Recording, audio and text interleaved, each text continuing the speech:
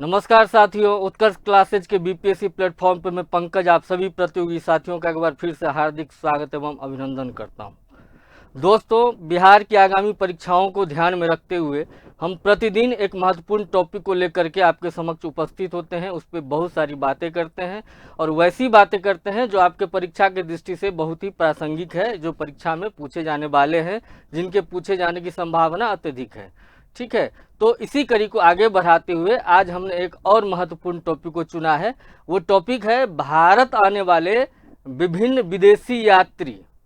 ठीक है, विदेशी यात्रियों की अगर बात करें तो इनके बारे में विवरण तो अपने को बहुत जगह मिल जाते हैं, लेकिन व्यवस्थित तरीके से विवरण नहीं मिलता है। कंपाइलेशन आपको एक जगह नहीं मिलेगा और बहुत सारी जानकारियां एक साथ नहीं मिलेंगी, अधूरी जानकारियां मिलेंगी, आधी अधूरी जानकारियां मिलेंगी। ठीक है ना।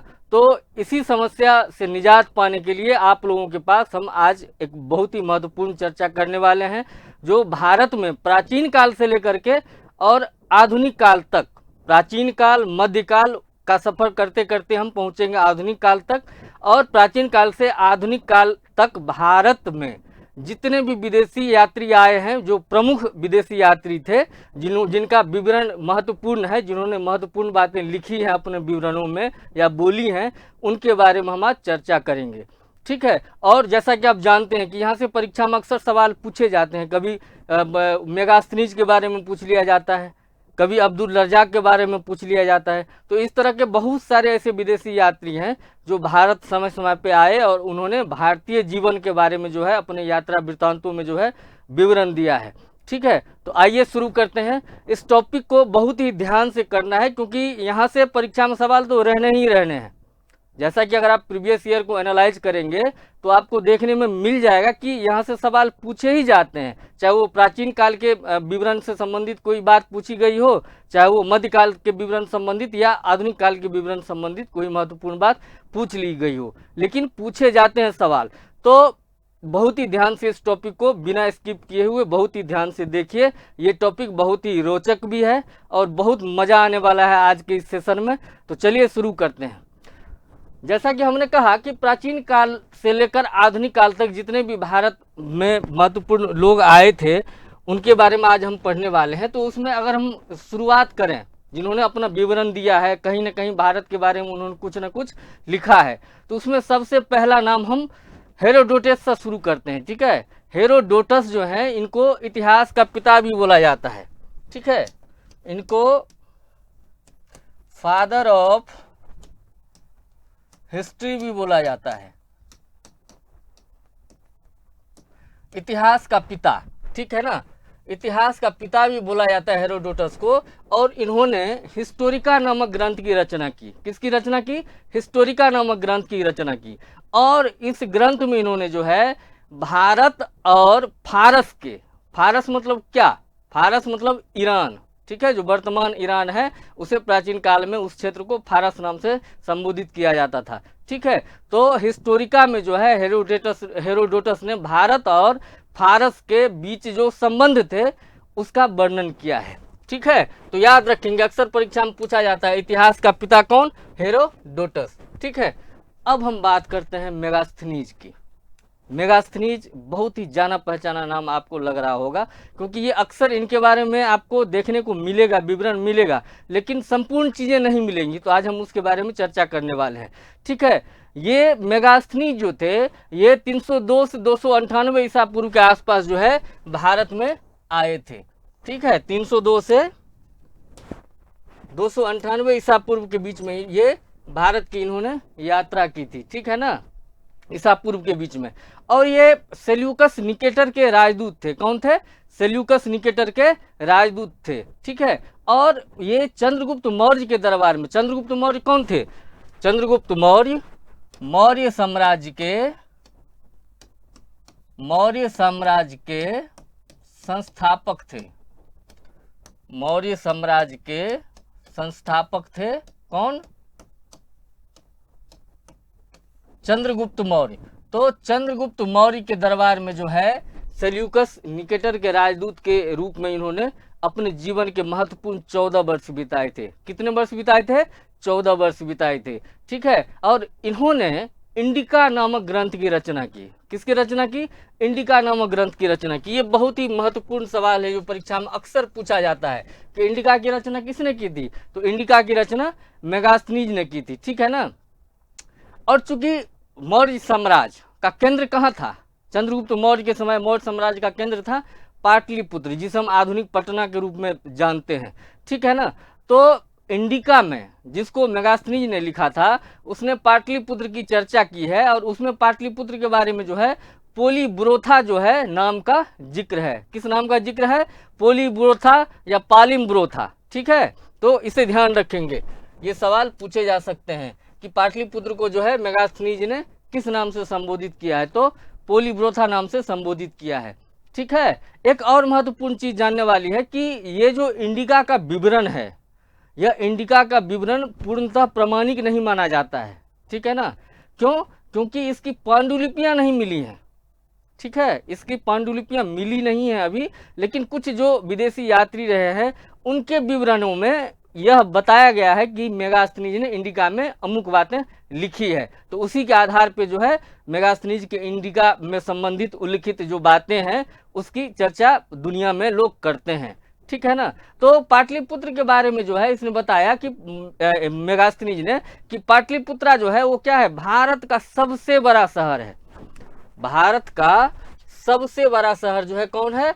पाटलिपुत्रा, ठीक है। और इसकी लंबाई उसने 9.5 मील और इसकी चौड़ाई 1.75 मील बताई थी। और यह जो पाटलिपुत्रा नगर है था प्राचीन काल में मेगास्थनीज के समय में मौर्य साम्राज्य में, यह गंगा और सोन नदियों के संगम पर स्थित है। तो यह भी सवाल बन सकता है कि पाटलिपुत्रा प्राचीन कालीन पाटलिपुत्रा जो है वो किन नदियों के संगम पे अवस्थित था? तो गंगा और सोन नदियों के संगम पर अवस्थित था। और मेगास्थनीज ने इस नगर की तुलना सूसा और एकबेतना से की है, ठीक है ना। सूसा और एकबेतना नामक प्रसिद्ध नगर से जो है पाटलिपुत्रा की तुलना की है। किसने? मेगास्थनीज ने। वो कहता है कि पाटलिपुत्रा में जो है सुरक्षा के लिए नगर के चारों ओर जो था वो गहरी खाई बनाई गई थी, दीवार बनाए गए थे, यहाँ पे 64 दरवाजे थे, 570 मीनारें खड़ी थी। तो ये सारा विवरण कौन देता है? मेगास्थनीज देता है। किसके बारे में? पाटलिपुत्रा नगर के बारे में। इसके साथ ही इसका मेगास्थनीज का विवरण बहुत ही महत्वपूर्ण है, ठीक है। इसने पाटलिपुत्रा के प्रशासन के बारे में भी कुछ बातें बताई हैं अपने रचना में, ठीक है ना। तो पाटलिपुत्रा के नगर प्रशासन की अगर बात करें तो मेगास्थनीज ने उल्लेख किया है कि पाटलिपुत्रा में जो है एक 30 सदस्यों का बोर्ड होता था। कितने सदस्यों का? 30 सदस्यों का जो है एक 30 सदस्यीय बोर्ड होती थी जो 6 समितियों में बटी हुई थी। एक बोर्ड जिसमें कुल मेंबर की संख्या कितनी है? 30, और वह विभिन्न 6 समितियों में बटी हुई थी। और प्रत्येक समिति में कितने मेंबर थे? 5 मेंबर थे। तो 6 × 5 कितना हो गया? 30 मेंबर हो गया ना टोटल। ध्यान रखेंगे। तो कितनी समितियों का चर्चा है? 6 समितियों का। और प्रत्येक समिति में कितने मेंबर होते थे? तो 5-5 मेंबर होते थे, ठीक है ना। और इन्हीं 6 समितियों के माध्यम से जो है पूरे नगर का प्रशासन कार्य था वो संचालित होता था, ठीक है ना। जैसे अगर इनके समितियों के जो कार्य थे अगर उनकी बात करें तो शिल्पकार नियंत्रण, उसके बाद विदेशी व्यापारियों की निगरानी और लोगों के जन्म मृत्यु का पंजीकरण, माप तौल का मानकीकरण जो है, उसके बाद माल विक्रय निरीक्षण, ठीक है, और चुंगी वसूली इत्यादि कार्य जो थे ये 6 समितियां करती थी। इसके साथ ही जो और कुछ विशेष बातें मेगास्थनीज ने बताई, वो क्या बताई है? मेगास्थनीज ने यहाँ के समाज के बारे में बताया है कि भारत में उस समय दास प्रथा प्रचलित नहीं थी, ठीक है ना। भारत में दास प्रथा प्रचलित नहीं थी, यह मेगास्थनीज ने बताया है। इसके साथ ही मेगास्थनीज ने यह भी कहा कि यह क्षेत्र जो था ये बहुत ही उपजाऊ क्षेत्र था और यहाँ पे कभी अकाल नहीं पड़ते थे, ठीक है। जो कानून थे वो लिखित थे, यहाँ के लोग बहुत ईमानदार थे, यहाँ पे क्या होता था? चोरी नहीं होता था। भारत में मौर्य साम्राज्य में चोरी प्रचलित नहीं थी, मतलब चोरी नहीं होता था, ये मेगास्थनीज ने बताया है। और जितने भी कानून थे वो आज की तरह जैसे वर्तमान भारत में सारे कानून क्या हैं? लिखित हैं। उसी तरीके से प्राचीन काल में मौर्य काल में जो है जितने भी कानून थे सब लिखित थे। ठीक है ना। उसके बाद यहाँ के समाज में दास प्रथा की बात हमने कर ली। अब विवाह की अगर बात करें तो इसने कहा है कि आर्ट्स विवाह का जो है यहाँ पे प्रमाण मिलता है, आर्ट्स विवाह का प्रमाण मिलता है। इस टॉपिक को, विवाह टॉपिक को जब हम संस्कार पढ़ रहे होंगे उस समय इसको हम बहुत ही डिटेल से जितने भी विवाह के प्रकार हैं उसके बारे में चर्चा करेंगे। एक बार आर्ट्स विवाह के बारे में संक्षिप्त में जानते हैं।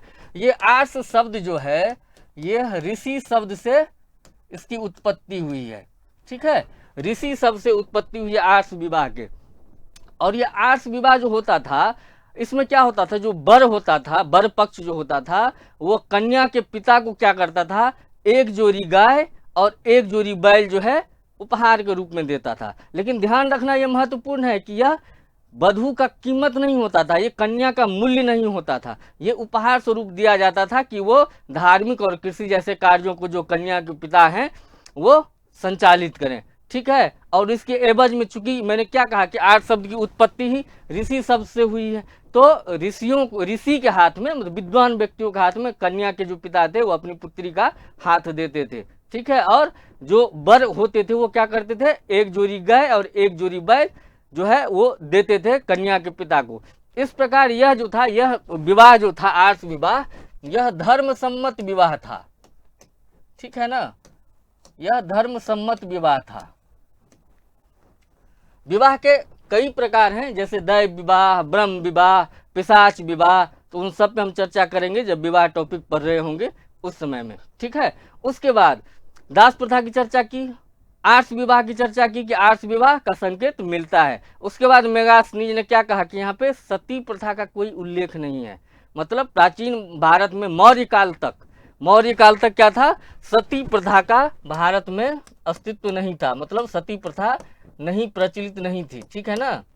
सती प्रथा का कोई अस्तित्व नहीं था, सती प्रथा प्रचलित नहीं थी। इसके साथ ही मेगास्थनीज ने कहा कि जो सब होते थे वो सबों के ऊपर छोटी छोटी क्या होती थी, समाधियां बना दी जाती थी, जो अभी भी भारत में प्रचलित है कि कोई सब जो होता है, जब किसी मृतक की मृत्यु हो जाती है, आप जाएंगे गांव में देखेंगे तो क्या होता है, जहाँ पे उनको जलाया जाता है इस स्थान पे एक स्मारक सा छोटा सा बनाया जाता है, ठीक है ना। तो यह बात जो है अपने विवरण में मेगास्थनीज ने मौर्य काल के समय में जो है की थी कि यहाँ पे सबों के ऊपर जो है छोटी समाधियां बनाई जाती थी। इसके साथ ही एक बात जो बिल्कुल ही अतिशयोक्ति लगती है कि मेगास्थनीज ने कहा था कि भारतीयों को लेखन कला का ज्ञान नहीं था। तो यह बात बिल्कुल ही अतिशयोक्ति है, मतलब मैच नहीं करती है। क्यों? इसलिए नहीं करती है क्योंकि अगर हम लेखन शैली के विकास की अगर बात करें तो सिंधु घाटी सभ्यता में भी लेखन शैली के प्रमाण मिले हैं, ठीक है ना। जो अवशेष मिले हैं वो दीवार पे लिखे हुए मिले हैं, मतलब जो लेखनी थी वो प्रचलित थी, ठीक है ना। लेखन कला का जो है विकास हो चुका था कब? सिंधु घाटी सभ्यता में। सिंधु घाटी सभ्यता में जो है लेखन के साक्ष्य जो हैं वो मिले हैं। ये अलग बात है कि वो जिस स्क्रिप्ट में लिखी गई थी, जिस लिपि में लिखी गई थी, उसको आज तक पढ़ा नहीं जा सका है, ये अलग बात है। तो इस प्रकार यह विवरण जो मेगास्थनीज का ये वाला है, लेखन कला का ज्ञान नहीं था भारतीयों को, यह बिल्कुल गलत प्रतीत होता है, ठीक है। अब आगे बढ़ते हैं, डायमेकस की बात करते हैं, ठीक है। ये डायमेकस जो था यह सीरियाई राजा अंतियोकस का राजदूत था जो बिंदुसार के दरबार में रहा था। और बिंदुसार कौन था? बिंदुसार चंद्रगुप्त मौर्य का उत्तराधिकारी था।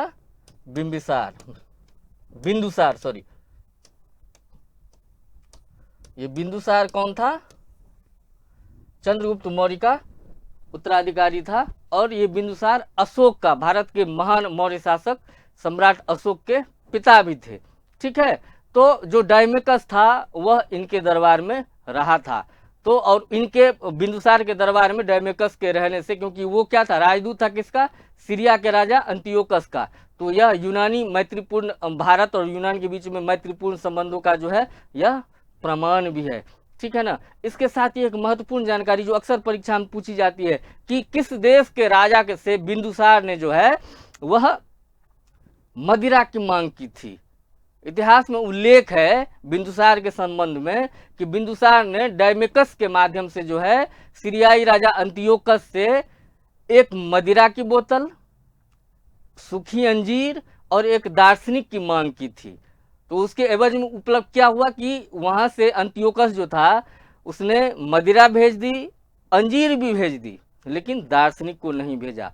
तो यह बात क्या बताती है कि उस काल में भी, प्राचीन काल में भी दुनिया में जो है विद्वानों की बड़ी उनका मतलब बहुत अधिक महत्व था समाज के अंदर, ठीक है ना। इसीलिए तो जो अंतियोकस थे उन्होंने मदिरा तो भेज दी, अंजीर भी भेज दी, लेकिन दार्शनिक को नहीं भेजा कि हम अपने लोगों को आपके पास, अपने ज्ञान को आपके पास नहीं जाने देंगे, ठीक है ना। अब बात करते हैं डायोनीसियस की, ठीक है।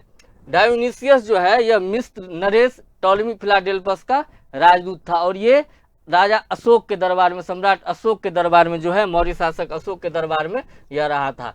उसके बाद टॉलेमी की बात करें तो टॉलेमी दूसरी शताब्दी ईस्वी में इसने क्या किया था, भारत का भूगोल नामक पुस्तक लिखा था।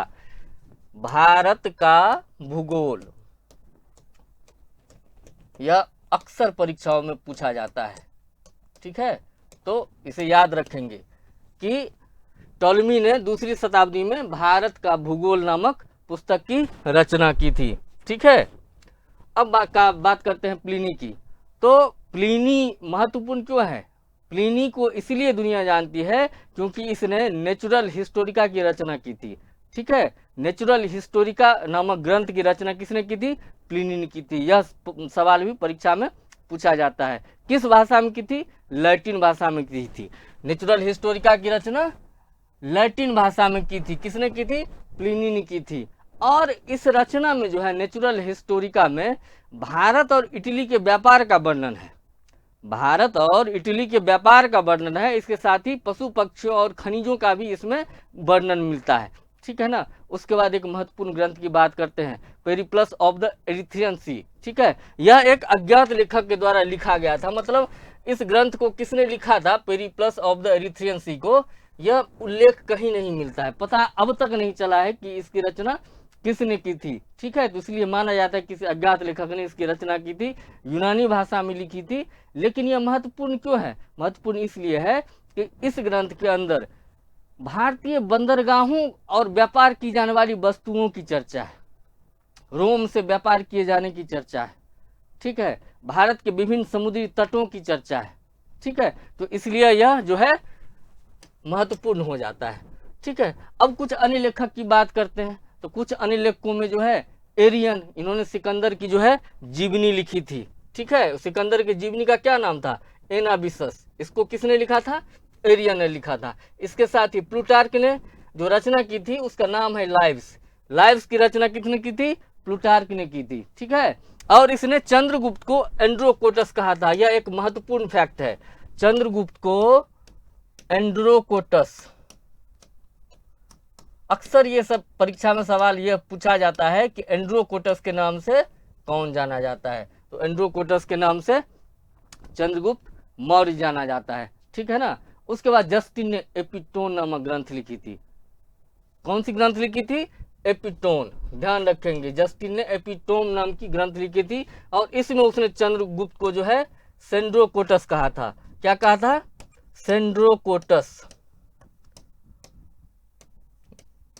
यह बहुत ही लोकप्रिय प्रश्न है, परीक्षाओं में यह अक्सर पूछा जाता है कि सेंड्रोकोटस के नाम से किसे जाना जाता है। तो सेंड्रोकोटस के नाम से जो है चंद्रगुप्त को जाना जाता है। और जस्टिन एपिटोम नामक पुस्तक लिखी थी, उसी पुस्तक में जो है चंद्रगुप्त के बारे में सेंड्रोकोटस नाम का वर्णन है। इसके साथ ही एक और महत्वपूर्ण रचना जियोग्राफिका, इसकी रचना किसने की थी? एस्ट्रेबो ने की थी। एस्ट्रेबो ने जियोग्राफिका की रचना की थी, ठीक है। अब बात करते हैं चीनी यात्री की, जो प्राचीन काल में भारत आए थे। तो चीनी यात्रियों में जो सबसे पहला यात्री और सबसे महत्वपूर्ण नाम है वह है फाहियान का, ठीक है। यह फाहियान चंद्रगुप्त द्वितीय के समय में, गुप्त काल में, चंद्रगुप्त द्वितीय कब शासक हुए थे? गुप्त काल के महत्वपूर्ण शासक थे। तो चंद्रगुप्त द्वितीय के काल में भारत आया था। फाहियान चीन से आया था और भारत में 14 साल रहा था। कितने साल रहा था? 14 साल रहा था। 14 वर्ष जो है फाहियान भारत में रहा था। और इसने जो है फुकुओकी की रचना की थी। किस ग्रंथ की रचना की थी? फुकुओकी। यह भी पूछा जाता है परीक्षा में कि यह किसकी रचना है, तो फुकुओ की फाहियान की रचना है। यह पाटलिपुत्र में भी 3 साल रहा था।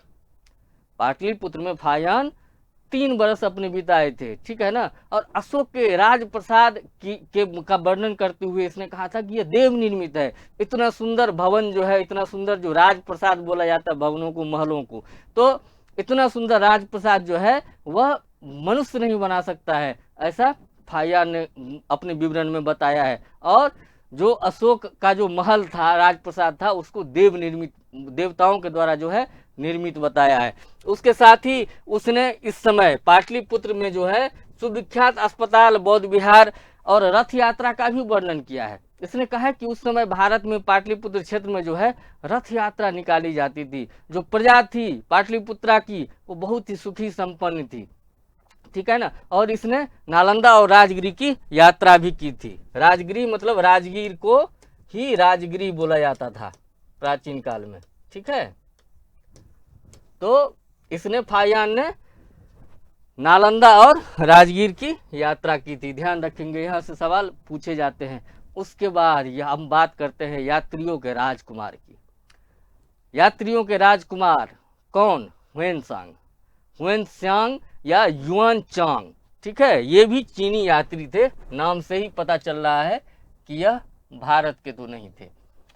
ये चीनी यात्री थे, हुएनसांग या युआन चांग के नाम से भी इनको जो है कई जगह विवरण में इनका नाम युआन चांग भी मिलता है, ठीक है।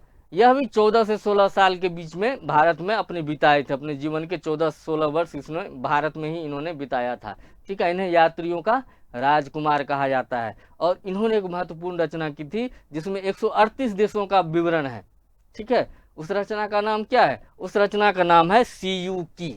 क्या नाम है? सीयू की। यह परीक्षा में अक्सर आपसे पूछे जाएंगे कि सीयू की किसकी रचना है, तो सीयू की जो है हुएनसांग की रचना है। यह नालंदा बिहार भी गया था, वहाँ अध्ययन भी किया था। जैसा कि हमने अपने पिछली कक्षा में नालंदा महाविहार के बारे में बहुत ही विस्तृत विवरण आपसे शेयर किया था, बताया था। तो नालंदा महाविहार में यह 6 साल तक रहा था, ठीक है। और नालंदा महाविहार में जो पढ़ने वाले लोग आते थे उनका जो प्रवेश होता था वो किस प्रकार होता था, द्वारपालों के द्वारा उनकी किस प्रकार से परीक्षा होती थी और वो कितना कठिन होता था, यह सारा विवरण जो है हुएनसांग ने अपने यात्रा वृत्तांत में जो है लिखा है, ठीक है। लेकिन एक महत्वपूर्ण बात, जहां लगभग इससे 200 साल पहले हुएनसांग आए, वो फाहियान आए थे, तो फाहियान ने पाटलिपुत्र के बारे में क्या विवरण दिया है कि उन्होंने अशोक के राजप्रसाद को देखा था और वो राजप्रसाद इतना सुंदर था, इतना बढ़िया था कि लग रहा था कि इसको किसी इंसान नहीं, देवता ने बनाया होगा। वहीं लगभग 200 साल के बाद की अगर बात करें, जब हुएनसांग आता है तो हुएनसांग के समय पाटलिपुत्र जो है अपनी उतनी अच्छी अवस्था में नहीं था। और हुएनसांग ने कहा है कि पाटलिपुत्र को नगर की जगह इसने बताया कि पाटलिपुत्र कुछ ग्रामों का समूह मात्र जो है रह गया था। क्या था? कुछ ग्रामों का इस समूह ही था, मतलब विनाश प्राय था। और इस समय तक, ठीक है, क्योंकि ये किसके समय आया था हुएनसांग? हर्षवर्धन के काल में आया था, ठीक है। हर्षवर्धन पुष्यभूति वंश के शासक थे। किस वंश के शासक थे? पुष्यभूति वंश के शासक थे हर्षवर्धन। इस समय हुएनसांग जो है भारत की यात्रा पर आया था, ठीक है। तो इस समय पे जो है हुएनसांग ने कहा था कि अब जो है उत्कर्ष किस नगर का है? कन्नौज का। तो हुएनसांग के समय तक आते आते पाटलिपुत्र जो है अपनी ख्याति खोती जा रही थी, नगर विनाश प्राय होते जा रहे थे और कन्नौज जो है अपने विकास के चरम अवस्था में था, ठीक है ना। मतलब कन्नौज के गौरव का जो है इन्होंने उल्लेख किया है। अब बात करते हैं इत्सिंग। यह भी एक चीनी यात्री थे, ठीक है।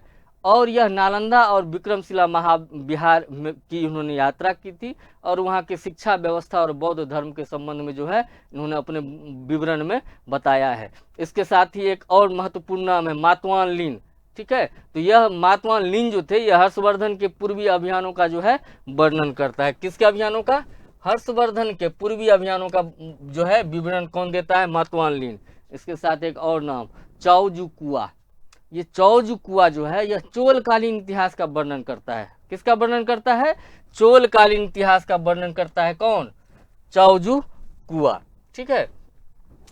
अब हम बात करते हैं मध्यकाल में। अब हम प्रवेश कर रहे हैं मध्यकाल में। जो है एक और चीज, महत्वपूर्ण चीज ध्यान रखने वाली बात है कि जो प्राचीन काल था तो वहां पे ग्रीक, रोमन, यूनानी यात्री जो है वो आए थे, चीनी यात्री आए थे। ठीक है। लेकिन मध्यकाल तक आते आते यात्रियों का पैटर्न भी भारत में बदल गया। जहां पहले भारत से लोग आ रहे थे, सॉरी यूनान से लोग आ रहे थे, रोमन साम्राज्य से लोग, रोम से लोग आ रहे थे, चीन से लोग आ रहे थे, वही मध्यकाल तक आते आते जो है यात्रियों का पैटर्न भी बदल गया। अब अरबी फारसी की संख्या बढ़ गई, अरबी फारसी के यात्रियों की संख्या बढ़ गई। कुछ तिब्बती यात्री भी जो है मध्यकाल में भारत में आए। उन्हीं नामों में से एक महत्वपूर्ण नाम जो है और पहला नाम जो है वह है अलबरूनी का। ठीक है। अलबरूनी 1017 ईस्वी में आया था भारत। ठीक है। कब आया था? 1017 ईस्वी में। और किसके साथ आया था? महमूद गजनबी के साथ आया था। यह बहुत ही महत्वपूर्ण नाम है महमूद गजनबी का। ठीक है ना। महमूद गजनबी के समय अलबरूनी भारत आया था, उसी के साथ भारत आया था। ठीक है। और यह बहुत बड़ा विद्वान था। कौन? अलबरूनी। और इसकी विद्वता के वजह से महमूद गजनबी जो था उसने क्या किया था? इसको अपना राज्य ज्योतिष बना दिया था। क्या बना दिया था? राज्य ज्योतिष का जो है इसको पद दिया था अलबरूनी को। ठीक है ना। और किताबुल हिंद, जिसको तहकीक हिंद के नाम से भी जाना जाता है, यह किताबुल हिंद बहुत ही लोकप्रिय सवाल है, परीक्षाओं में पूछे जाने वाला। ठीक है। लोग किताबुल हिंद, जिसे तहकीक हिंद भी कहा जाता है, इसकी रचना किसने की थी? अलबरूनी ने की थी। तो हमेशा ये परीक्षा में पूछा जाता है। ठीक है ना। और अलबरूनी ने अपने रचनाओं में जो है तत्कालीन भारतीय राजपूत समाज जो था, राजपूत कालीन भारत जो था, जो फिलॉसफी थी, जो विज्ञान था, उसका वर्णन अपने ग्रंथों में किया है। ठीक है। उसके बाद हम बात करते हैं सुलेमान की। तो ये सुलेमान जो है यह 9वीं शताब्दी में आया था भारत, और इसने पाल प्रतिहार शासकों के आर्थिक और राजनीतिक जीवन की चर्चा की है। किस शासकों के? पाल और प्रतिहार शासकों के जीवन की इन्होंने चर्चा की है कि उस समाज कैसा था, इकोनॉमी जो है वो कैसी थी, पॉलिटिक्स कैसी थी। उसके बाद एक अगला नाम है अल मसूदी का। अल मसूदी 10वीं शताब्दी ईस्वी में जो है भारत आया था। ठीक है। और इसने जो है राष्ट्रकूट और प्रतिहार शासकों के बारे में अपना विवरण दिया था। किसके बारे में दिया था? राष्ट्रकूट और प्रतिहार शासकों के बारे में अपना विवरण दिया था। ठीक है। एक और चीज जो गजनबी की हमने चर्चा भी अलबरूनी के साथ की है, तो इसके बारे में जान लेते हैं। इसके बारे में विस्तृत विवरण तो जब हम गजनबी पढ़ रहे होंगे, मोहम्मद गजनबी को स्पेशली, वहां पे करेंगे। लेकिन एक बार ओवरव्यू इसको जानते हैं कि ये गजनबी जो था ये बहुत बड़ा आक्रांता था, और इसने भारत में 25 बार आक्रमण किया था। कितनी बार आक्रमण किया था? 25 बार आक्रमण किया था। और इसके भारत में आक्रमण का उद्देश्य क्या था? लूटपाट करना, अत्यधिक धन जो है यहाँ से ले जाना। जैसा कि आप जानते हैं कि भारत अपनी समृद्धि के लिए दुनिया में प्राचीन काल से ही प्रसिद्ध रही है। भारत में प्राचीन काल से ही जो है जो वाणिज्य, व्यापार, व्यवसाय का कार्य था वो बहुत ही अच्छी थी। इकोनॉमी इंडिया की बहुत ही अच्छी प्राचीन काल से ही रही है। तो उसी चीज को सुन करके कि भारत तो सोने की चिड़िया है, तो इसी वजह से जो है भारत में लूटपाट करने के उद्देश्य से महमूद गजनबी ने भारत में कुल 25 बार आक्रमण किए थे। ठीक है ना। इसमें जो इसका 25वां आक्रमण जो था, इस समय इसने सोमनाथ पे 1016 ईस्वी में सोमनाथ पे हमला किया था। सोमनाथ मंदिर कहाँ पे है? गुजरात में है। ठीक है ना। तो सोमनाथ मंदिर पे इसने हमला किया था और भयंकर लूटपाट मचाया था। किसने? महमूद गजनबी ने। ठीक है। इसको याद रखेंगे। और इसका 17 आक्रमण जो है उसमें अंतिम आक्रमण, 25 आक्रमण नहीं, सॉरी 17 आक्रमण किया था, जिसमें 1016 ईस्वी का आक्रमण जो है वह सोमनाथ पे हुआ था। ठीक है ना।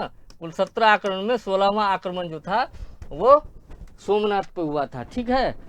और जो इसका अंतिम आक्रमण था वह सिंध के जाटों के खिलाफ था। किसके खिलाफ था?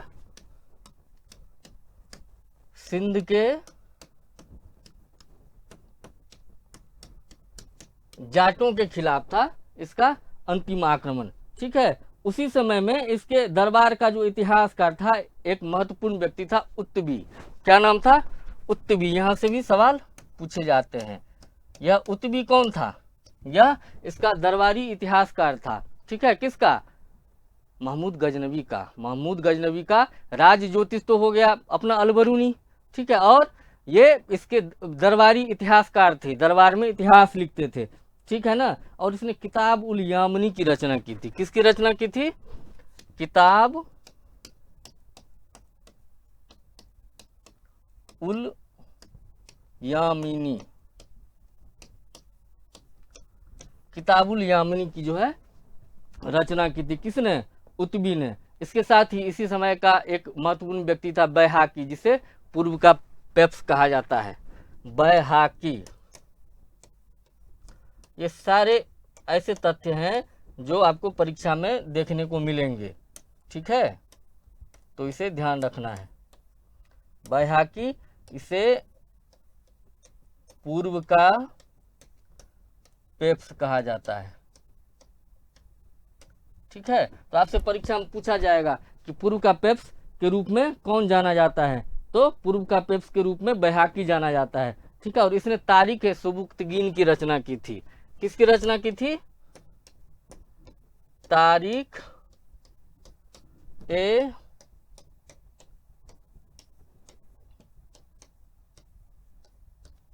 सुबुक्तगीन, ठीक है। तो इस प्रकार महमूद गजनवी के समय में जो भी महत्वपूर्ण व्यक्ति थे, जिन्होंने कहीं ना कहीं अपने विवरणों में भारत के बारे में बताया है, उनकी हमने बात कर ली, ठीक है। सोमनाथ आक्रमण जो 1016 ईस्वी में हुआ था, इसकी हमने बात कर ली। यहाँ से महत्वपूर्ण सवाल बनते हैं। और ये सबसे भीषण लूट कांड जो किया था महमूद गजनवी ने, वो यहीं पे किया था, सोमनाथ में ही किया था, इसको याद रखेंगे, ठीक है। अब बात करते हैं धर्मस्वामी की। धर्मस्वामी 13वीं शताब्दी में भारत आया था। एक मिथ है जो अब तक हम जानते आए हैं कि नालंदा विश्वविद्यालय, नालंदा महाविहार जो था, उसको बख्तियार खिलजी ने जला के नष्ट कर दिया था। और इतनी भयंकर अग्निकांड हुआ था कि 6 महीने तक आग जलती रही थी, पांडुलिपियां जलती रही थी। लाइब्रेरी में जब आग लगाया वहाँ के पुस्तकालय में बख्तियार खिलजी ने, तो इस प्रकार ये अधिकांश इतिहासकार ऐसा मानते हैं कि बख्तियार खिलजी के आक्रमण के बाद जो है, उसके द्वारा अग्निकांड जब किया गया, उसके बाद क्या हुआ? खत्म हो गया नालंदा विश्वविद्यालय। लेकिन ऐसा नहीं है। धर्मस्वामी जब 13वीं शताब्दी में भारत आए थे, यह तिब्बती विद्वान थे, तो इन्होंने कहा कि अभी भी नालंदा में शिक्षण का कार्य जो है चल रहा है। तो इस प्रकार जो नालंदा विश्वविद्यालय के पतन की बात जो की जाती है, उसमें एक नई बात यहाँ से निकल के आती है। उसके बाद हम बात करते हैं इब्न बतूता की। यह 14वीं शताब्दी का एक महत्वपूर्ण यात्री था, ठीक है ना। और ये कहाँ से आया था? यह मोरक्को से आया था। इब्न बतूता कहाँ से आया था? मोरक्को से आया था, ठीक है ना। मोरक्को से आया था इब्न बतूता। और किसके समय में आया था? दिल्ली सल्तनत के काल में शासक थे मोहम्मद बिन तुगलक। तो मोहम्मद बिन तुगलक के काल में जो है इब्न बतूता भारत आया था। और इसने रिहला नाम से जो है अपना यात्रा वृत्तांत लिखा था। ये रिहला क्या है? इसका यात्रा वृत्तांत है, ठीक है। रिहला, कई जगह आपको रहला भी लिखा हुआ मिलेगा, तो कंफ्यूज नहीं होना है। इसकी रचना किसने की थी? इब्न बतूता ने ही की थी, ठीक है। और इसे इब्न बतूता को दिल्ली का काजी भी नियुक्त किया गया था। किसके द्वारा? मोहम्मद बिन तुगलक के द्वारा, ठीक है। अब बात करते हैं इसके विवरण के बारे में। तो इब्न बतूता ने भारत के डाक प्रणाली और दास प्रथा का वर्णन किया है, ठीक है। मतलब सल्तनत काल में जो डाक प्रणाली थी वो व्यवस्थित अवस्था में थी। इसके साथ ही जो दास प्रथा थी वह भी समाज में प्रचलित थी। अब बात करते हैं अब्दुल रज्जाक की। अब्दुल रज्जाक फारस का राजदूत था। क्या था? फारस का राजदूत था। और यह देवराय द्वितीय के समय में विजयनगर आया था। किसके समय में आया था? शासक कौन था? देवराय द्वितीय। तो देवराय द्वितीय के समय में जो है अब्दुल रज्जाक भारत आया था, ठीक है। और इसने विजयनगर की तुलना दुनिया के सबसे शानदार शहरों में से की थी। इसने कहा था अब्दुल रज्जाक ने कि विजयनगर साम्राज्य जो है ये दुनिया का सबसे शानदार शहर है विजयनगर, ठीक है। और इसने मतला उस सादेन नामक ग्रंथ की रचना की थी। किसकी रचना की थी? मतला उस सादेन, याद रखेंगे। इसके विवरण के बारे में अक्सर परीक्षाओं में पूछ लिया जाता है, ठीक है ना, कि किस शासक के समय वह आए थे। अब बात करते हैं अकबर काल में यात्रा करने वाले महत्वपूर्ण व्यक्ति की। उनका नाम है मुल्ला तकिया। ठीक है, यह जौनपुर होते हुए बंगाल तक की इन्होंने यात्रा की थी और इन्होंने सल्तनत काल में बिहार जिस प्रकार का था उसका विवरण जो है इन्होंने अपने उसमें लेखनी में यात्रा वृत्तांत में इन्होंने किया है। बिहार के दरभंगा का विशेष वर्णन किसने किया है? मुल्ला तकिया ने किया है। ठीक है, अब आगे बढ़ते हैं, अब्दुल लतीफ की बात करते हैं। यह ईरानी यात्री थे और 1600 ईस्वी में भारत आए थे और आगरा से राजमहल की यात्रा जो है इन्होंने गंगा नदी के सहारे किया था। ठीक है, और इन्होंने चौसा, पटना और मुंगेर का वर्णन अपने यात्रा वृत्तांत में किया है। ठीक है ना, चौसा, पटना और मुंगेर का वर्णन किया है। किसने? अब्दुल लतीफ ने। तो ये पूछा जा सकता है चौसा, जैसा कि जानते हैं यह स्थान बहुत प्रसिद्ध कब हुआ? जब चौसा का युद्ध हुआ। चौसा का युद्ध कब हुआ था? 1539 ईस्वी में हुआ था। और किसके बीच हुआ था? शेर शाह और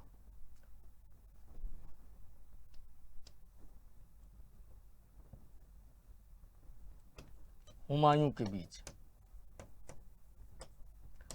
शेर शाह और हुमायूं के बीच चौसा का युद्ध हुआ था, इसलिए यह नाम इतिहास के पन्नों में मजबूती के साथ दर्ज हुआ और लोग इसको जानने लगे। ठीक है ना। और अब्दुल लतीफ के बाद मोहम्मद सादिक जो था एक ईरानी यात्री था जो 1619-20 ईस्वी में भारत आया था।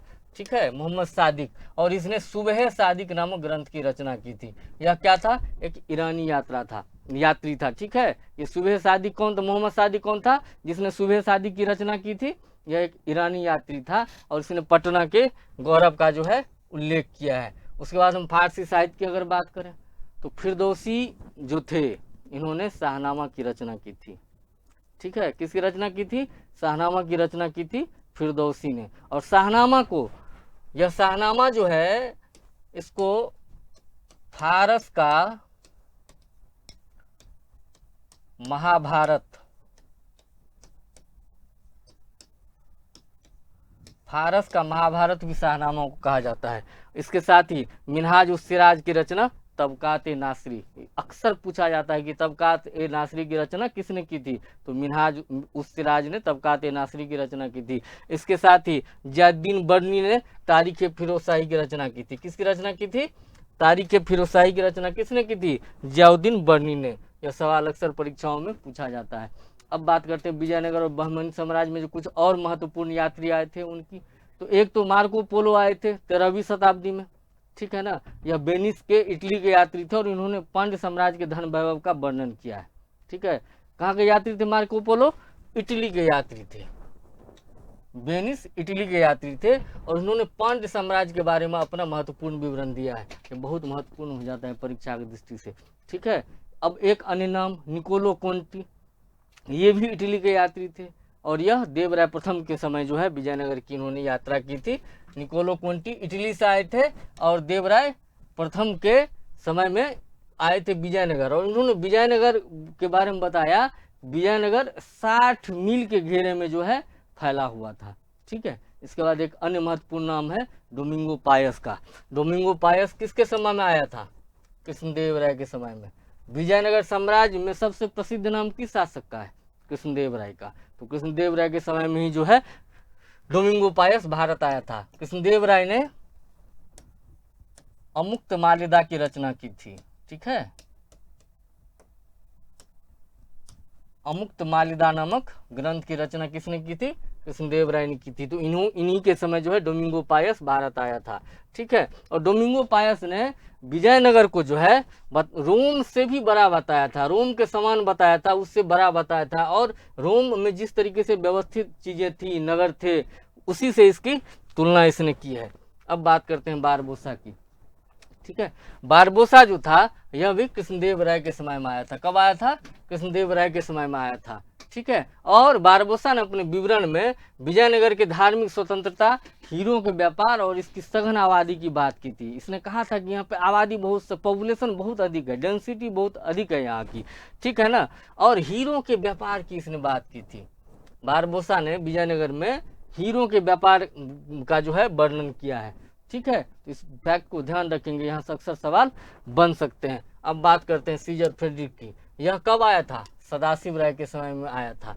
और तालीकोटा का युद्ध, विजयनगर साम्राज्य और बहमनी साम्राज्य के युद्ध में एक प्रसिद्ध युद्ध हुआ था, तालीकोटा का युद्ध। ठीक है, तो तालीकोटा के युद्ध के समय में ही जो है सीजर फ्रेडरिक ने भारत की यात्रा की थी, ध्यान रखेंगे। अब बात करते हैं निकितिन की। यह प्रथम रूसी यात्री था। अब तक जितने यात्री की हमने बात की उसमें रूस से कोई नहीं थे। इटली के तो कई थे, ईरान के कई थे, चीन के कई थे, लेकिन रूसी यात्री, पहला रूसी यात्री जो था वह निकितिन था।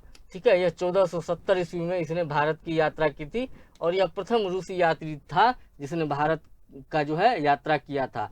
और ये कब भारत आया था? मोहम्मद तृतीय बहमनी का शासक था, उसके समय में भारत आया था निकितिन। कब आया था? मोहम्मद तृतीय के समय में जो है आया था। और बहमनी साम्राज्य के बीदर गया था, ये बीदर में जाकर के रहा था। ठीक है, और निकितिन का जो पुस्तक है the journey beyond three seas, इस पुस्तक में इसने समाज में जो भारी असमानता व्याप्त थी, अमीरी गरीबी थी, आज भी भारत में असमानता व्याप्त है ना, आज भी गरीब भी हैं अमीर भी हैं, तो विजयनगर साम्राज्य में गरीबी अमीरी का विवरण जो है निकितिन जो रूसी यात्री था इसने अपने पुस्तक के माध्यम से बताई है। ठीक है, अब बात करते हैं महमूद गवाह की। महमूद गवाह 1453 ईस्वी में आया था। ठीक है, और यह भी कहाँ से आया था? फारस ईरान से आया था। ठीक है, और ये सबसे महत्वपूर्ण क्यों हो जाता है? क्योंकि बहमनी साम्राज्य में इसको वजीर बनाया गया था। क्या बनाया गया था? बहमनी साम्राज्य का वजीर बनाया गया था। मोहम्मद शाह तृतीय के समय में वजीर बनाया गया था इसको। ठीक है, और बीदर में जो है इसने मदरसा की स्थापना की थी। ठीक है, क्या की थी? मदरसा। चूंकि वजीर बन गया तो शासन प्रशासन इसके हाथ में आ गया था, सत्ता इसके हाथ में थी, कोष इसके हाथ में था। तो इसने क्या किया? एक मदरसा का निर्माण करवाया 1460-65 के आसपास। ठीक है, अब एक बार चूंकि परीक्षा में विजयनगर साम्राज्य में जितने भी आए थे यात्री, उन विदेशी यात्रियों के बारे में अक्सर परीक्षाओं में पूछा जाता है। तो एक बार एक साथ उन सबों को एक सूची के माध्यम से देख लेते हैं। ठीक है, विजयनगर में जो आए विदेशी यात्री थे उसमें एक थे अब्दुल रज्जाक। ठीक है, यह कहाँ से आए थे? फारस से आए थे। और किस शासक के काल में आए थे? देवराय द्वितीय के काल में आए थे। और कब आए थे? 1443-44 ईस्वी में आए थे। उसके बाद निकोलो कोंटी, ये कहाँ से आए थे? इटली से आए थे। और किस शासक काल में आए थे? देवराय प्रथम के काल में आए थे। ठीक है, और ये 1420-21 ईस्वी में आए थे। ठीक है, तो यहाँ पे क्या है कि आपको मिलाने के लिए ये दिया जाएगा कि ये यात्री का नाम हुआ और ये शासक का नाम हुआ कि किसके शासनकाल में कौन यात्री भारत आया है। ऐसा हो सकता है कि उनके देश के बारे में पूछ दिया जाए, देश का नाम एक तरफ दे दिया जाए और एक तरफ उन यात्री का नाम दे दिया जाए और उसको मैच करने के लिए आपसे पूछ दिया जाए, ऐसा भी सवाल आता है। तो ध्यान रखना है। साथ ही कालक्रम के अनुसार भी सजाने के लिए दे दिया जाएगा कि कौन पहले आए थे कौन बाद में आए थे। ठीक है, तो इसको ध्यान से देखना है। उसके बाद एक नाम है इब्न बतूता का, जो मोरक्को से आया था 14वीं शताब्दी में, और विजयनगर की स्थापना उसी समय हुई थी। ठीक है ना, विजयनगर की जो स्थापना हो रही थी उसी समय हो रही थी। और उस समय शासक कौन था? हरिहर प्रथम विजयनगर का शासक था। उसके बाद एक और नाम है बार्थेमा। यह कहाँ से आया था? बार्थेमा इटली से आया था। 1502 से 1508 के बीच में यह यहाँ आया था। और उस समय शासक कौन थे विजयनगर के? वीर नरसिंह। ठीक है, उसके बाद डोमिंगो पायस के बारे में हमने जान ही लिया, ये पुर्तगाली यात्री थे। कहाँ के यात्री थे डोमिंगो पायस? पुर्तगाली यात्री थे। और ये कृष्णदेव राय के समय में आए थे। ठीक है, कब आए थे? 1520-22 ईस्वी के बीच में आए थे। उसके बाद एथेनियस निकितिन, यह रूसी यात्री थे। अभी हमने चर्चा किया कि ये प्रथम ऐसे व्यक्ति थे रूस के जो भारत की यात्रा पे आए थे घूमने के लिए। ठीक है, तो निकितिन जो थे ये रूस के थे और ये मोहम्मद तृतीय के समय में जो है विजयनगर की इन्होंने यात्रा की थी। उसके बाद बात करते हैं डुआर्ट बारबोसा की। तो ये बारबोसा जो थे ये भी पुर्तगाल के ही यात्री थे। बारबोसा कहाँ के यात्री थे? पुर्तगाल के यात्री थे। इस प्रकार हम देख रहे हैं कि पुर्तगाल से कई यात्री भारत आए थे, रूस से सिर्फ एक यात्री के आने का विवरण है जो महत्वपूर्ण विवरण है। ठीक है ना, हो सकता है कि और आए होंगे इतिहास के पन्नों में, वो दर्ज होंगे, लेकिन सबसे महत्वपूर्ण नाम निकितिन का ही है। ठीक है, उसके बाद हम बारबोसा की बात कर लिए। कहाँ से आए थे बारबोसा? पुर्तगाल से आए थे। और उस समय शासक कौन था? कृष्णदेव राय। तो इस प्रकार हम देख रहे हैं कि डोमिंगो पायस और बारबोसा, ये दो यात्री ऐसे थे, डोमिंगो पायस और बारबोसा, ये दोनों ही यात्री कृष्णदेव राय के समय में भारत आए थे। विजयनगर साम्राज्य की इन्होंने यात्रा की थी, ठीक है ना। निकोलो कोंटी देवराय प्रथम के काल में आए थे। अब बात करते हैं नूनीज की, फर्नांडीज नूनीज, यह भी पुर्तगाली यात्री थे। कहाँ के यात्री थे?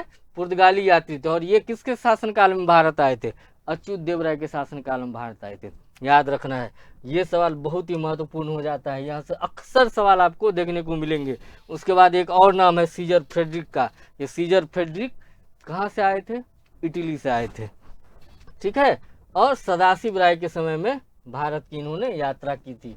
तो यह नाम बहुत ही महत्वपूर्ण है, इसको एक बार ध्यान से देख लीजिए, ठीक है ना। इसको रिवाइज जरूर कर लीजिएगा क्योंकि सवाल यहाँ से परीक्षा में पूछे जाएंगे, ठीक है। अब्दुल रजाक देवराय द्वितीय काल में आया था। निकोलो कोंटी इटली का यात्री था, देवराय प्रथम काल में आया था। इब्न बतूता मोरक्को का यात्री था। वैसे तो इब्न बतूता आया था मोहम्मद बिन तुगलक काल में दिल्ली सल्तनत में, लेकिन उसी समय विजयनगर में हरिहर प्रथम का शासन था, मतलब साम्राज्य की स्थापना हो रही थी, अपनी प्रारंभिक चरण में थी। उसके बाद बार्थेमा की बात करें तो बार्थेमा कहाँ से आया था? इटली से आया था। और उस समय विजयनगर के शासक कौन थे? वीर नरसिंह उस समय विजयनगर के शासक थे। उसके बाद डोमिंगो पायस पुर्तगाली यात्री था। किसके समय में आया था? कृष्णदेव राय के समय में। ये वही कृष्णदेव राय हैं जिनके यहाँ अष्ट दिग्गज हुआ करते थे। जिस दिन हम कृष्णदेव राय को पढ़ रहे होंगे विस्तार से, उस दिन हम उन सभी नामों की भी चर्चा करेंगे, बहुत ही विस्तार से जानने का प्रयास करेंगे, ठीक है। तो डोमिंगो पायस कृष्णदेव राय के समय में ही आए थे। और बारबोसा जो है ये भी कृष्णदेव राय के समय में आए थे। तो ये पायस जो थे, डोमिंगो पायस, ध्यान रखना है, डोमिंगो पायस और बारबोसा, ये दोनों किसके समय में आए थे? कृष्णदेव राय के समय में ये दोनों ही यात्री भारत आए थे, ठीक है ना। तो बारबोसा कहाँ के थे? पुर्तगाल के थे। पायस कहाँ के थे? पुर्तगाल के थे। ये दोनों ही पुर्तगाली यात्री थे जो कृष्णदेव राय के समय भारत आए थे। उसके बाद नूनीज भी पुर्तगाली यात्री थे, लेकिन वो अच्युत देव राय के काल में भारत आए थे। किसके काल में आए थे? अच्युत देव राय के काल में भारत आए थे। उसके बाद सीजर फ्रेडरिक भी इटली के यात्री थे और ये सदाशिव राय के काल में भारत आए थे। अब आगे बढ़ते हैं मुगल काल की तरफ, ठीक है। मुगल काल की तरफ अगर बात करें तो मुगल काल में विलियम हॉकिंस जो है ये 1608 ईस्वी में भारत आए थे और जहांगीर के दरबार में आए थे। और भारत आने वाले ये प्रथम अंग्रेज थे और इनको इंग्लिश खान की उपाधि दी गई थी। उसके बाद दूसरा महत्वपूर्ण नाम है सर टॉमस रो। ये 1615 ईस्वी में इन्होंने भारत की यात्रा की थी, जहांगीर के दरबार में ये आए थे। और ये जेम्स प्रथम का राजदूत बन के आए थे। कौन बन के आए थे? जेम्स प्रथम का राजदूत बन के आए थे। और जहांगीर के दरबार से इन्होंने कई प्रकार की व्यापारिक रियायतें जो है इन्होंने प्राप्त की थी। अगला नाम है पीटर मुंडी का। यह 1628 से 1634 ईस्वी के इसमें बीच में भारत आए थे और यह शाहजहां के समय आए थे। पीटर मुंडी किसके काल में आए थे? शाहजहां के काल में आए थे, ठीक है ना। और यह 1632 ईस्वी में पटना भी आए थे। यह एक महत्वपूर्ण बात है, इसको ध्यान रखना है कि 1632 ईस्वी में जो है पीटर मुंडी जो शाहजहां काल में भारत आए थे वो पटना की यात्रा की थी। और पटना के भीषण अकाल की जो है इन्होंने चर्चा की थी, ठीक है ना।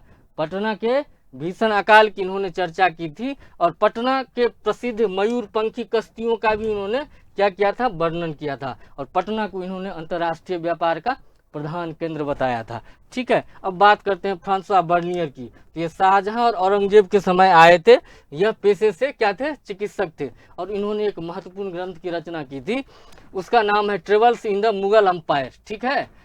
Travels in the Mughal empire नामक ग्रंथ की इन्होंने रचना की थी। और इसमें मुगलों की सैन्य व्यवस्था और उत्तराधिकार के युद्ध का जो है वर्णन है। और भारतीय समाज की तुलना इन्होंने किससे की थी? यूरोप से की थी। अब बात करते हैं टवर्नियर की।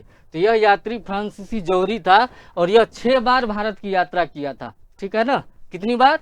6 बार टवर्नियर जो है वो भारत की यात्रा किया था। और इसने कोहिनूर हीरे और मयूर सिंहासन के बारे में बताया है। कोहिनूर हीरा शाहजहां के समय से संबंधित है, मयूर सिंहासन भी शाहजहां के समय से संबंधित है, ठीक है ना। तो इसका इसने वर्णन किया। इसके साथ ही जो है टवर्नियर ने डच व्यापारियों के द्वारा सोरे के व्यापार की भी चर्चा की है। किसकी? सोरे के व्यापार की। और सोरे का उपयोग किस चीज के लिए होता है? बारूद बनाने के लिए। अब एक महत्वपूर्ण नाम है निकोलो मनुची का। यह इटली का यात्री था। कहाँ का यात्री था? इटली का यात्री था। और इसने स्टोरियो डो मोगोर नाम की पुस्तक की रचना की। किसकी रचना की? स्टोरियो डो मोगोर पुस्तक की रचना की। और इस पुस्तक को 17वीं शताब्दी का दर्पण माना जाता है, क्योंकि इतने अच्छे तरीके से इसमें सारी चीज़ों को बताया गया है, ठीक है ना। और यह औरंगजेब के समय आया था, और यह एक तोपची भी था और चिकित्सक भी था। मतलब ये डॉक्टर भी था, इलाज भी करता था लोगों का, और साथ ही तोप चलाने का भी इसको ज्ञान था। तो इसको याद रखेंगे कि वो कौन व्यक्ति था, कौन यात्री था जो तोपची भी था और चिकित्सक भी था। तो यह औरंगजेब के समय आया था निकोलो मनुची, जो इटली से आया था, और एक तोपची भी था, चिकित्सक भी था, और एस्टूरियो डोमोगो जो है इसका प्रसिद्ध रचना है, ठीक है। अब बात करते हैं रैल्फ पिच, ठीक है ना। और यह पटना के वस्त्र, अफीम, चीनी उद्योग और लोगों के अंधविश्वास का इसने वर्णन किया है। अब बात करते हैं मैंड्रिक की। 17वीं शताब्दी में मैंड्रिक पटना आया था, ठीक है ना। 17वीं शताब्दी में पटना आया था, और पटना की आबादी 20,000 बताई थी, और इसने सूती वस्त्रों के निर्यात का उल्लेख किया था। अब बात करते हैं जॉन मार्शल की। जॉन मार्शल एक अंग्रेज चिकित्सक भी था, जो पटना 1670-71 ईस्वी में आया था, और पटना के भीषण अकाल का वर्णन किया था। उसके बाद बात करते हैं बिशप ह्यूअर की, ठीक है। बिशप ह्यूअर 1824 ईस्वी में, सॉरी, अंग्रेज पादरी था, और इसने बिहार की यात्रा की थी, और इसने बिहार के ईसाई निवासियों और सामाजिक जीवन का जो है वर्णन किया था। अब बात करते हैं मुल्ला भवानी की, ठीक है। यह 19वीं शताब्दी में भारत आया था, ठीक है। और यह क्या था, एक ईरानी धर्माचार्य था, और पटना को जंतुल हिंदू, मतलब भारत का स्वर्ग इसने कहा था, और अजीमाबाद के नवनिर्माण, सैफ खान के मदरसे और ब्रिटिश सत्ता के हानिकारक परिणामों का इसने उल्लेख किया था। और इसका महत्वपूर्ण रचना कौन सा है, मिरातुल अहवाल, ठीक है। अब आते हैं 19वीं 20वीं शताब्दी के अन्य विद्वान, जिसमें एक प्रमुख नाम अमेरिकी यात्री और किंवदंतियों की भूमि कहा जाता है, ठीक है। उसके बाद मैक्स मुलर की बात करें तो इसने भारतीय दर्शन और वेदों को जो है दुनिया के सामने रखा। एक अन्य महत्वपूर्ण नाम सिस्टर निवेदिता का है, जो विवेकानंद की शिष्या रही थी, और भारतीय स्वतंत्रता संग्राम में जो है इन्होंने अपनी भूमिका निभाई थी। इस प्रकार आज हमने पूरे संपूर्ण यात्री जो प्राचीन काल से आधुनिक काल तक भारत आए थे, उनके बारे में महत्वपूर्ण विवरण को जाना है। आशा करता हूं कि आप इसको बहुत अच्छे से समझ गए होंगे। यहाँ से परीक्षाओं में अक्सर सवाल आपको देखने को मिलते हैं, तो इस टॉपिक को बिना स्किप किए हुए पूरा देखिए। और अगर आपका कोई सलाह और सुझाव हो तो आप हमें कमेंट के माध्यम से बता सकते हैं, ठीक है। फिर अगले टॉपिक में एक अगले महत्वपूर्ण टॉपिक के साथ आपसे मिलते हैं। जय हिंद।